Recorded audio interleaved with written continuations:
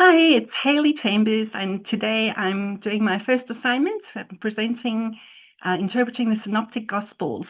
And I'm doing the miracle of Jesus, where he heals the centurion's slave. And this takes place in Matthew 8 and Luke 7. And there's some discussion about whether it's actually the same story, but we're going along with it is the same story today, as there are a few little differences, but it's really congruous and tight otherwise. And both stories take place in Capernaum. And in Matthew, it starts off by the centurion approaching Jesus and explaining that he has a slave who's really ill and suffering from paralysis and tormented. And Jesus says that he will come. And the centurion says, "Oh, Lord, I'm not worthy. Please don't come to my house, but just say the word. And I'm a man under authority, and I tell servants to come and go and do this and that, and they do it, and they come and they go.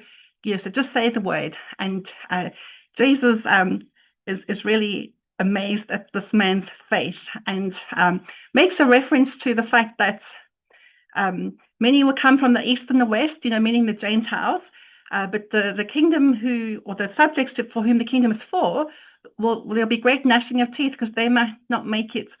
And anyway, he healed at that very second. The slave is healed, and everyone goes rejoicing. In Luke 7, it's just slightly different, where the centurion has asked a group of elders, Jewish elders, to approach Jesus on his behalf. And the elders feel this man is worthy because he loves the nation of Israel. He's contributed to the building of the synagogue, probably from his own resources, and yes, a man of trustworthy character.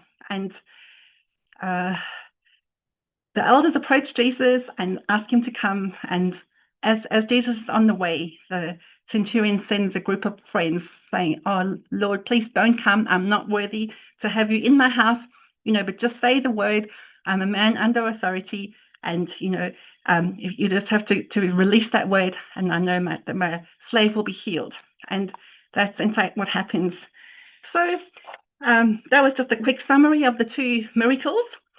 And so the difference I've already highlighted is who approaches Jesus. In Matthew, the centurion comes directly, and in Luke, it's the group of Jewish elders who come. And it's not a huge difference, and maybe it did happen many times. It's not significant in how the story ended or what was achieved. In terms of faith, it was the centurion's faith in Matthew, and that prompted Jesus to come. And in Luke, it's the faith of the Jewish elders. So they are lending their faith. And when the centurion speaks about him being one under authority, we see his faith in action too. So there's two lots of faith in the second one. In Matthew, the centurion's character is really seen as a faithful outsider looking after Israel. And in Luke, we see sorry, I just lost my place here. We just see a really humble person. He's respected by the elders, and it's this prompts Jesus to come. I mean, Jesus is ready to come. Doesn't matter who's asking, which is beautiful to see. And Jesus points out how he recognizes that the centurion is a Gentile because he's Roman, and how Gentiles will also inherit the kingdom. He gives a hint about this. In Luke, it's more just about amazement of the miracle, how everyone was amazed that the centurion got healed at that second. So that was a quick summary and the differences and the applications that I'm going to talk about in our contemporary situation. There's many, but I'll start off with humility, how the Gentile recognizes that he's not, Jesus is not, sorry, the centurion recognizes that Jesus is a prophet, and that Jesus will know that he's a Gentile, and he's uncircumcised, and he's not worthy to have Jesus in his house. And Jesus overlooks that. But it's just the humility where he says, Lord, I'm unworthy. He also recognizes that Jesus is a healer. Jesus is a prophet. He is the Almighty God of Israel, and he knows that he can get help from Jesus. So just all that faith and humility. I'll just talk a bit more about the faith there. Yeah, so the faith that Jesus is the Son of God. He is the healer and the one who's been sent. That is another thing that we can learn from the story. To put our faith in the healer. Also, his understanding of divine authority. Divine authority is our theme this year, and we see how the centurion explains so simply how he's one under authority, and we are too under authority, and how we have divine authority and how we can move in that, because all authority has been given to Jesus and he passes on to us. So that's another take from the story. Another one we see is how the centurion is advocating for his slave, his servant. How we don't know the relationship, but it seems pretty close. We see how the centurion really loved the slave, and whether the slave was well learned or whether he was just very diligent and good at his job. But anyway, we see the centurion advocating, like acting on behalf of the slave, coming to Jesus and asking for mercy to come and heal the slave. And how much more should we do the same for people who can't speak up for themselves? The slave was at the point of dying, but we can speak up for those who don't have a voice, or for those who are on the point of dying. Another take is coming as you are.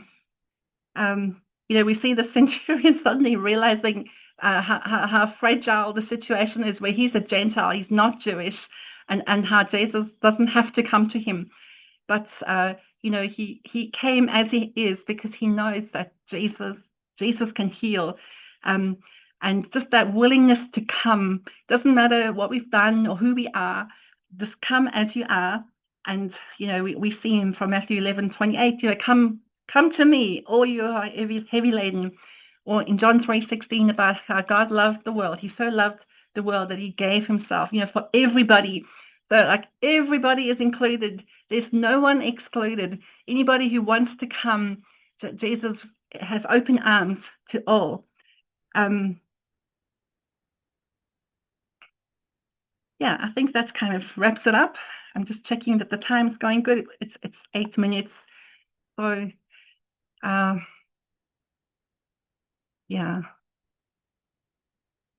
had a few comments about coming as we are.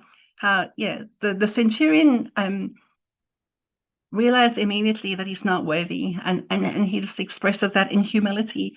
And it's funny how the Israelites said to Moses, you go and we'll stay at a distance.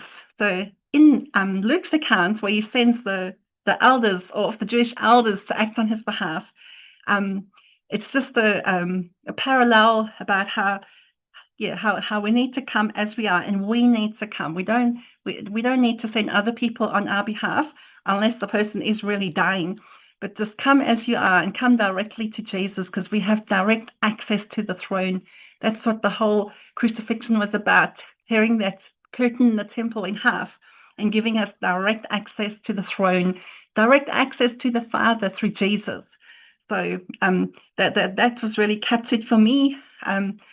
Another example, when Balak sent princes to Balaam in Numbers 22, a strategic move to try and persuade somebody. So I just thought of that when the centurion sent this group of Jewish elders on his behalf. But actually, if we come directly to Jesus, that's how we get the fastest results, and we have direct access. We don't need to go through other people, which is slightly different from advocating for someone who can't come.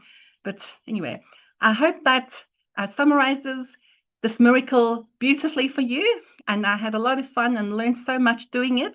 So thank you and goodbye.